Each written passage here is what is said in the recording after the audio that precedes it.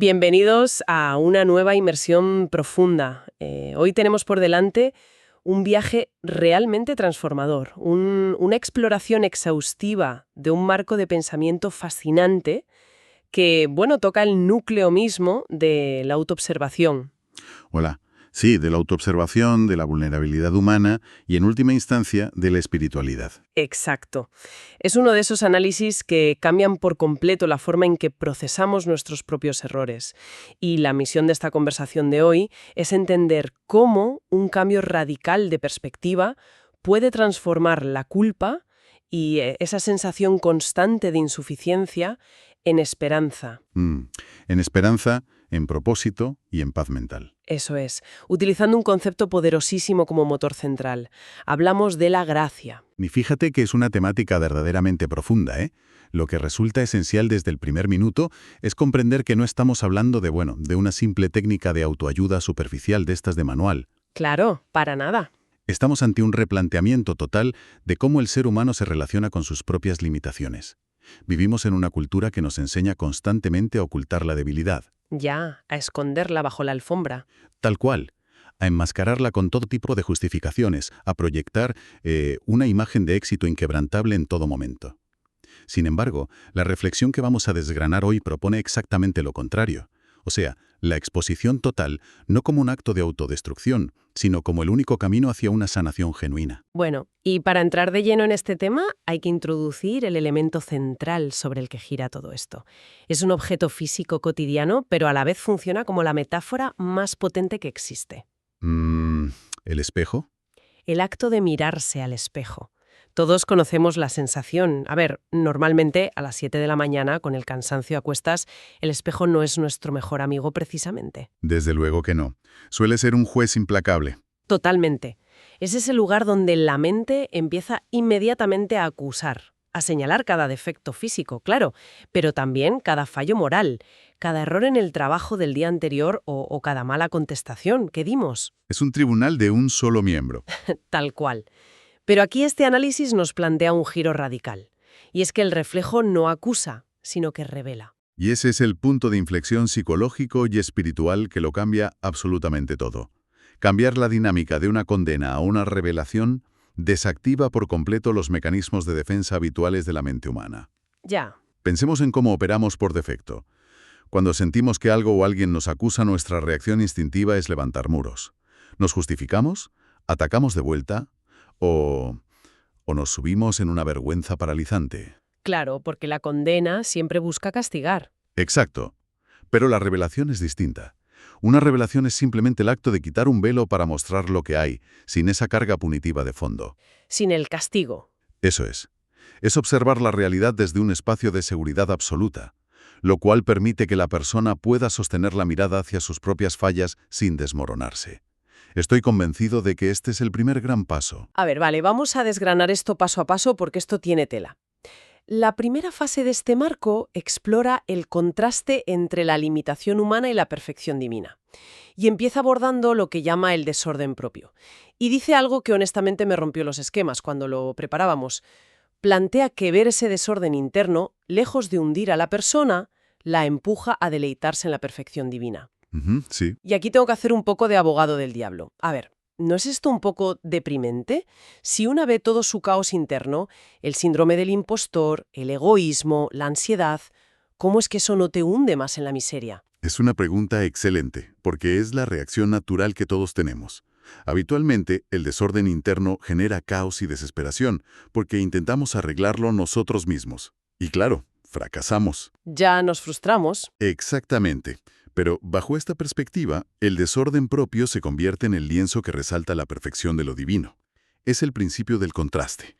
Fíjate, no podemos apreciar verdaderamente el orden, la paz o la perfección, a menos que seamos profundamente conscientes de nuestra propia incapacidad para generarlos por nuestra cuenta. O sea que reconocer ese desorden es, en el fondo, abandonar la ilusión de control. Tal cual. Al soltar esa carga tan agotadora de tener que ser perfecto siempre, surge un alivio inmenso.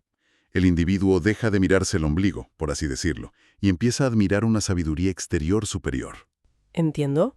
Es como soltar una mochila llena de piedras que ni siquiera sabíamos que llevábamos encima. Muy buena analogía, sí. Y el texto sigue por esa línea con la ignorancia. Plantea que ver nuestra propia ignorancia provoca fascinación por la sabiduría divina, en lugar de generar vergüenza como si fuera un callejón sin salida. Y para explicar esto, se introduce una metáfora espectacular sobre la luz, que creo que aclara muchísimo esta diferencia entre hundirse o liberarse. Efectivamente, la metáfora de la luz es uno de los pilares de este pensamiento. Menciona que es una luz que no humilla, sino que ilumina. Y hay que detenerse en este matiz que es clave. Sí, por favor. Imaginemos la diferencia entre el foco cegador de una sala de interrogatorios policiales y la luz del amanecer entrando por la ventana de una habitación. La diferencia es brutal. Revela el caos, exacto, pero lo hace con una calidez que invita a ordenar el cuarto, no a salir huyendo de él. Es la diferencia abismal entre un escrutinio destructivo y una iluminación verdaderamente redentora. Es que esa imagen del amanecer lo cambia todo. Y claro, todo esto culmina en una sensación de pequeñez abrumadora. Pero de nuevo, no es una pequeñez que aplasta, como cuando te sientes insignificante en una megacorporación. No, no es eso. Es como si el límite humano gritara, sin necesidad de usar ni una sola palabra, que la grandeza divina no tiene límites. Y al experimentar esto, el concepto de lo divino deja de ser una idea abstracta, algo de un manual de teología aburrido, y se vuelve una evidencia palpable a través de la propia fragilidad. Así es. La fragilidad humana actúa como una prueba por contraste. Fíjate que el ser humano anhela lo infinito, lo eterno, la perfección absoluta, y sin embargo choca constantemente con su propia finitud. Nos cansamos, nos equivocamos. Envejecemos, fallamos. Esa pequeñez abrumadora reconoce que el recipiente humano es limitado, pero al hacerlo asume de forma natural la existencia de un océano inabarcable fuera de ese recipiente. La limitación deja de ser un motivo de frustración constante para convertirse en la brújula que señala hacia la inmensidad divina. Ahora bien, el análisis no se queda solo en la teoría abstracta, sino que entra en la parte más incómoda del reflejo. Porque una vez que esa luz del amanecer entra en la habitación, la cruda realidad se hace visible y va directo al hueso. ¿Hay espacio para el egoísmo? Y es un espacio grande. Ya te digo, lo que me resulta más revelador es cómo se aborda. Bajo esta perspectiva de amor infinito, ya no hay necesidad de justificar ese egoísmo. O sea, no hay que maquillarlo, no hay que ponerle nombres amables como solemos hacer en el día a día. Todo queda completamente al descubierto. Exacto. El autoengaño requiere muchísima energía mental. Es un trabajo a tiempo completo, de verdad. Pasamos la vida inventando eufemismos corporativos o psicológicos para nuestras faltas, todo para proteger nuestro frágil ego. A ver, danos algún ejemplo de esto. Pues mira, llamamos pragmatismo a la frialdad con un compañero de trabajo. Llamamos altos estándares a nuestra falta de paciencia con la familia. O llamamos defensa propia al rencor acumulado durante años. Qué cierto. Pero cuando el individuo se sitúa frente a una santidad y un amor absolutos, esos eufemismos se desvanecen, la claridad es indiscutible, y la aceptación incondicional que proviene de este amor infinito es lo que permite soltar las defensas. Ya no hace falta el maquillaje porque el valor intrínseco de la persona no está en juego. Y aquí llega una de las analogías visuales más precisas que hemos visto en estas exploraciones. Se compara la presencia del pecado, del error, y la santidad con el polvo que se hace visible en un rayo de sol. Me parece una imagen brillante, pero a la vez, ¿qué significa exactamente vernos como ese polvo flotando? Lo que resulta realmente fascinante aquí es la precisión física de esta imagen. Piensa en el polvo en un salón. Siempre está ahí, suspendido en el aire o reposando sobre los libros. Sí, por mucho que limpies. Exacto. En la oscuridad o bajo una luz artificial tenue, somos completamente ajenos a su existencia. Podríamos jurar que el aire de esa habitación está inmaculado. Pero cuando un rayo de sol directo, puro e intenso atraviesa la persiana a media tarde, de repente vemos miles de motas de polvo bailando en la luz. Es verdad, se ve todo. Pues la santidad divina actúa como ese rayo de sol. No crea el polvo, no destruye la habitación, simplemente saca a la luz la realidad sin dejar el más mínimo lugar a debate. La pureza innegable de la luz es lo que evidencia la impureza del aire. Y al mirar ese polvo, entiendo que el texto nos lleva a hacer una especie de inventario. ¿Qué es exactamente lo que vemos que nos falta cuando nos comparamos con ese rayo de luz? Se menciona una lista muy específica de lo que se admira en lo divino. Sí, una lista tremenda. La mansedumbre, la pureza, la paciencia, la verdad sin dureza y el amor sin medida. Esa idea de la verdad sin dureza me llama muchísimo la atención. Porque claro, ¿cómo se ve eso en la vida real? La verdad, hoy en día suele usarse como un dardo envenenado, ya sea debatiendo en redes sociales o en la oficina. Es que esa lista es, en esencia, un diagnóstico perfecto de la condición humana. Ningún destello de esto parece poder imitarse por cuenta propia. Lo fascinante de conceptos como la verdad sin dureza o el amor sin medida es que representan un equilibrio perfecto que la naturaleza humana tiende a fragmentar irremediablemente. Vamos, que o nos pasamos o no llegamos. Tal cual. Nosotros, por lo general, o bien decimos la verdad siendo implacables, crudos y destructivos, bajo la excusa de «yo soy muy sincero», Clásica excusa. o bien intentamos ser amorosos ocultando la verdad, cayendo en la complacencia o directamente en la hipocresía para evitar el conflicto a toda costa. Ya veo. Lograr ambas cosas simultáneamente, o sea, una verdad absoluta que no hiere por el simple hecho de herir, y un amor infinito que no ignora la realidad de los hechos, es una cualidad estrictamente divina. Al mirar el espejo, el individuo se da cuenta de que generar esto por sus propios medios es estructuralmente imposible. Y justo ahí está el punto de inflexión. El momento de vértigo total. Porque al ver esa incapacidad absoluta para generar amor puro o verdad sin dureza, el espejo amenaza con volverse, de nuevo, una condena. Es el gran riesgo, sí. La distancia entre la mota de polvo y el inmenso rayo de sol parece insalvable, pero ocurre algo asombroso en la reflexión. Y es que, en ese preciso instante de quiebre, justo cuando amenaza con ser una condena absoluta, el espejo se convierte en una oración. Eso es. La actitud pasa a ser de una dependencia absoluta ante lo divino, de presentarse desde la debilidad total, sin filtros ni escudos. Y este es el paso final de la deconstrucción del ego de la que hablábamos. Profundicemos en esto de la deconstrucción del ego. Fíjate que en cualquier otra relación o estructura social moderna, cuando queremos conseguir algo, intentamos demostrar nuestro valor. Vamos a una entrevista de trabajo resaltando nuestras fortalezas y ocultando nuestras debilidades bajo la alfombra. Sí, vendiéndonos al máximo. Buscamos relaciones de pareja mostrando nuestra mejor cara en las primeras citas. La inercia humana es siempre llevar fuerzas para impresionar o méritos para negociar. Claro, el currículum por delante. Exacto. Lo disruptivo y profundamente sanador de este enfoque espiritual es que la persona renuncia por completo a todo ese teatro. Acude con las manos completamente vacías. La oración nace del reconocimiento de que la única moneda de cambio válida en esta interacción no son los méritos, sino la necesidad cruda. Es completamente contraintuitivo. Venir y decir, mira, no traigo fuerza para impresionarte, no traigo méritos para negociar, solo traigo necesidad. A nivel social da pavor, la verdad, pero a nivel interior tiene que ser inmensamente liberador. Lo es. La conclusión de esta etapa es que la esperanza no reside en uno mismo, sino que es puesta en el interior por el Espíritu Santo. Es la profunda comprensión de que la obra transformadora nace pura y exclusivamente de la gracia, no de la capacidad de superación humana. Y si conectamos esto con la perspectiva general de la salud emocional y la epidemia de agotamiento moderno que tenemos encima, el alivio es inconmensurable. Gran parte de la ansiedad contemporánea se deriva de la creencia de que somos los únicos arquitectos de nuestra propia salvación. O de nuestro propio éxito profesional. Totalmente. Del éxito profesional, de la estabilidad emocional o del crecimiento espiritual.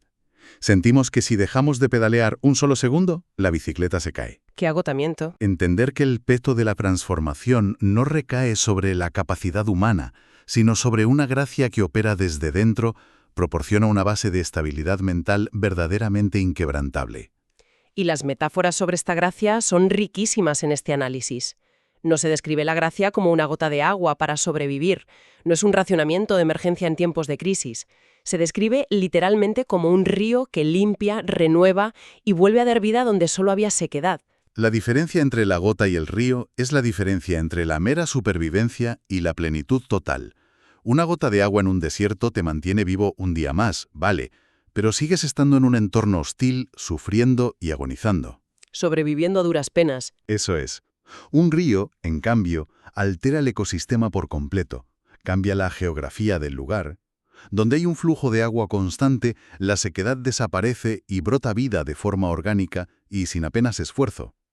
La gracia, entendida como un río, implica que no es un perdón tacaño y medido que se otorga solo para evitar el castigo, sino una fuerza continua, abundante y desbordante que regenera a la persona desde sus cimientos más profundos. Esto nos lleva a la gran paradoja del gozo y la paz que se experimenta en este proceso. Se habla de una paz que no depende de que el ser humano entienda todo lo que ocurre a su alrededor, sino de la fidelidad inquebrantable de lo divino frente a las promesas dadas, y también de un gozo que me parece crucial detallar. Muy crucial, sí. Porque hoy en día hay mucha confusión con esto. No es un gozo que ignora la dura realidad, sino que, y cito textualmente, la atraviesa con la verdad. Vamos, que no estamos hablando de optimismo tóxico o de mirar hacia otro lado cuando las cosas van mal. Es una distinción fundamental y muy necesaria hoy en día. La paz humana suele estar condicionada al control y a la comprensión. Sentimos paz cuando entendemos el porqué de cada situación, cuando tenemos un plan a 5 años vista y garantías de éxito. Cuando todo está atado y bien atado. Exacto. Pero la paz que se describe aquí trasciende el intelecto. Se fundamenta en la confianza en el carácter de quien hace la promesa, no en tener el mapa detallado del camino.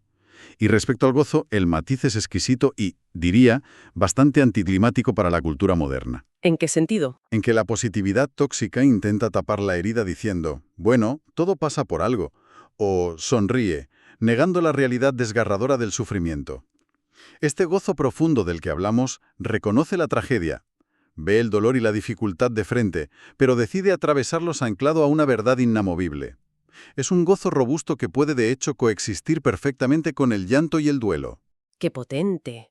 Y esto genera lo que el texto llama la sed del alma. Que no es como quien busca un parche, un atracón de series, un viernes por la noche, o un alivio rápido y superficial de esos que la sociedad de consumo nos ofrece a un clic de distancia. Es la sed de quien ha reconocido cuál es su verdadera fuente. Así es. Y en medio de esa sed surge un arrepentimiento profundo. Enumera, con un tono muy reflexivo, motivos específicos de arrepentimiento que plantea esta visión. Pide perdón por la actitud ligera ante tanta santidad y hermosura, por la prisa constante, por la distracción, por la excesiva confianza en uno mismo. Y algo que hacemos a diario, usar el espejo para compararse con otros, en lugar de usarlo para ser transformado. Es que la prisa y la distracción son, sin duda, los grandes males de nuestra era. Vivimos a un ritmo frenético que imposibilita la contemplación de lo profundo. Una actitud ligera ante lo sagrado es el resultado directo de no detenerse jamás a observar. Ya, vamos en piloto automático. Vamos derrapando. ¿Y la comparación? Bueno, la comparación es el arma más afilada que nos devuelve el espejo.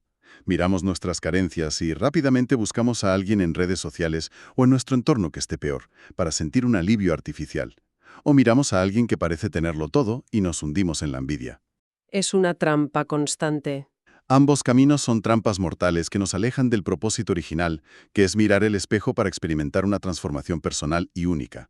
Y entonces llegamos a la petición central, que es la transición a esta última parte. Dice, dame alas para volar. Y rápidamente aclara que no se refiere a alas de orgullo para elevarse por encima de los demás, sino a alas de perspectiva. Alas de perspectiva. Y aquí es donde Datosa aterriza en la realidad más absoluta, porque da aplicaciones prácticas muy exhaustivas de esta nueva perspectiva. La primera de estas alas nos ayuda a valorar lo eterno por encima del urgente. Pensemos en lo cotidiano. Vivimos apagando fuegos pegados a las notificaciones del móvil. ¿Cómo se aplica esta perspectiva? A ver, lo urgente es aquello que grita constantemente demandando nuestra atención inmediata. Un correo de última hora, una crisis menor en la oficina, la inercia de estar siempre ocupados. Lo que nos roba la energía cada día. Exacto. Lo eterno, sin embargo, suele ser silencioso y no envía notificaciones. Cultivar el carácter, cuidar las relaciones profundas con la familia, nutrir la vida interior. Las alas de perspectiva proporcionan la altura necesaria para distinguir entre el ruido ambiental y la melodía principal. Nos dan claridad. Nos ayudan a no sacrificar aquello que tiene un valor incalculable e imperecedero en el altar de lo que simplemente caduca mañana a primera hora. Es la diferencia entre reaccionar a la vida y decidir cómo vivirla.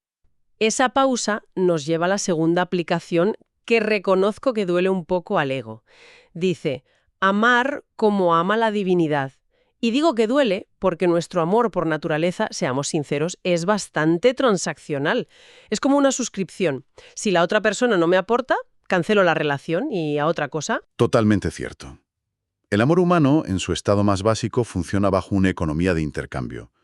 Amamos en la medida en que somos correspondidos, valorados, o en que la otra persona cumple milimétricamente nuestras expectativas. Amar con la perspectiva que da esta gracia implica romper por completo esa economía.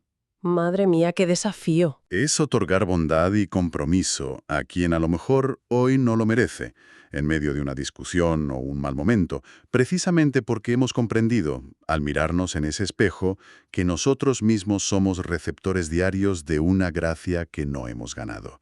Es un amor resiliente, que no hace las maletas ante el primer fallo estructural del otro. Y la tercera aplicación va de la mano. Responder con paciencia en situaciones donde el instinto o la carne llevaría a reaccionar impulsivamente. Y hago una pequeña pausa aquí. Cuando hablamos de la carne en este contexto, no estamos hablando de dietas ni de nutrición. ¿A qué se refiere exactamente en un lenguaje más de a pie? Pensemos en ese momento en que recibes un correo electrónico pasivo-agresivo en el trabajo con tu jefe en copia. El instinto es fulminante. Ese instinto fulminante es a lo que se refiere el término la carne. Es el ego herido en estado puro. El instinto primario de supervivencia emocional y reputacional. Si recibes ese correo, el cerebro reptiliano exige que respondas a todos destruyendo los argumentos del otro para quedar por encima. Vamos, entrar con un lanzallamas a la oficina virtual. Exactamente. La paciencia vista desde esta nueva altura es el espacio vital que creamos entre el estímulo externo y nuestra respuesta. En ese breve espacio de tiempo entra la gracia. Como nuestra identidad y nuestro valor ya están seguros y validados por lo divino, no necesitamos saltar a la arena a defender nuestro honor en cada pequeña trifulca. Qué paz da pensar así. Nos da la inmensa libertad de pausar, absorber el impacto del correo y responder con sabiduría profesional y personal en lugar del lanzallamas. Clarísimo. La cuarta aplicación de estas alas es elegir la obediencia por encima de la comodidad. Hoy en día, si algo incomoda un poco, la tendencia general es evitarlo, cancelarlo o buscar un atajo. ¿Cómo actúa la perspectiva aquí frente a dilemas reales? Vivimos inmersos en una cultura donde la comodidad, tanto física como psicológica, se ha erigido como el valor supremo. Evitamos las conversaciones difíciles, esquivamos el sacrificio y buscamos invariablemente el camino de menor resistencia. Sin embargo, la obediencia a un propósito superior, a principios sólidos, a menudo requiere atravesar la incomodidad de frente. Dar la cara. Requiere, por ejemplo, asumir la responsabilidad por un proyecto que ha salido mal en lugar de culpar a un subordinado. O mantener la integridad cuando nadie está mirando, y sería muy rentable hacer trampa. Las alas de perspectiva nos muestran que la verdadera realización humana no se encuentra en una vida anestesiada y sin fricciones, sino en una vida alineada con un diseño y una verdad mayores, por muy cuesta arriba que se ponga el camino. Y llegamos a la última aplicación, que cierra el círculo y nos devuelve al espejo del principio. Mirar a las demás personas con misericordia y verdad, desterrando la dureza y la indiferencia. Si hemos pasado por todo este proceso internamente, es imposible ver a los demás de la misma manera. Es la culminación lógica y orgánica de todo el proceso. Si el espejo ha dejado de ser mi juez implacable y se ha convertido en el lugar de mi revelación y mi acceso a la gracia, no puedo darme la vuelta y seguir usando mi mirada como un tribunal sumarísimo para los demás. Claro, sería una hipocresía enorme. La indiferencia cosifica al compañero, al vecino. La dureza lo condena por sus fallos. La misericordia, combinada con la verdad, significa ver al otro en su propio desorden, ver su propio polvo flotando en el rayo de sol, pero amarlo y tratarlo sabiendo que también sobre él o ella está brillando esa misma luz de redención. Es un análisis verdaderamente transformador y nos lleva al resumen, al objetivo final de todo este cambio mental. ¿Qué va a ocurrir la próxima vez que una se mire al espejo, ya sea mañana por la mañana en casa, a las 7 de la mañana, o dentro de una hora en el baño del trabajo tras una reunión tensa? El reflejo va a seguir mostrando fallas. El desorden va a seguir ahí, por supuesto, pero ahora recalca que deben aparecer recordatorios vitales más allá de las fallas, que el espíritu habita en el interior, que la gracia es un río que no se ha agotado, que la promesa sigue completamente en pie y que el propósito no se ha cancelado debido a la debilidad humana. Y esa es la victoria definitiva sobre la condena paralizante. Es el triunfo absoluto de convertir el espejo, que históricamente ha sido un juez implacable, en el lugar exacto donde se reconoce y se ancla la esperanza. El espejo deja de ser el juez que dicta sentencias sobre lo que no logramos ser para convertirse en el testigo silencioso de una obra monumental que nos trasciende, que nos limpia y que nos sostiene día a día. Nos acercamos al final de este viaje y es vital cerrar con algo que resuene durante el resto de la jornada. Un pensamiento provocador para quienes nos escuchan, para explorarlo por su cuenta, construido sobre este tema, pero dando un paso más allá. Si empezamos a ver cada una de nuestras limitaciones cotidianas, no como un fracaso personal que debemos ocultar desesperadamente, sino como el lienzo exacto donde la gracia tiene espacio para trabajar, ¿cómo cambiaría eso nuestra manera de relacionarnos no solo con nosotros mismos a puerta cerrada, sino con las debilidades de todos los que nos rodean? Si logramos aplicar esa visión de manera consistente, yo estoy convencido de que cambiaría el tejido mismo de nuestras relaciones sociales y familiares. Desarmaría la hostilidad defensiva y daría paso a una empatía radical anclada en una verdad superior. Ahí dejamos esa reflexión. Ha sido una exploración asombrosa sobre la autoobservación, la vulnerabilidad humana y la verdadera transformación. Es fundamental recordar siempre el inmenso valor de mirar mucho más allá de la superficie.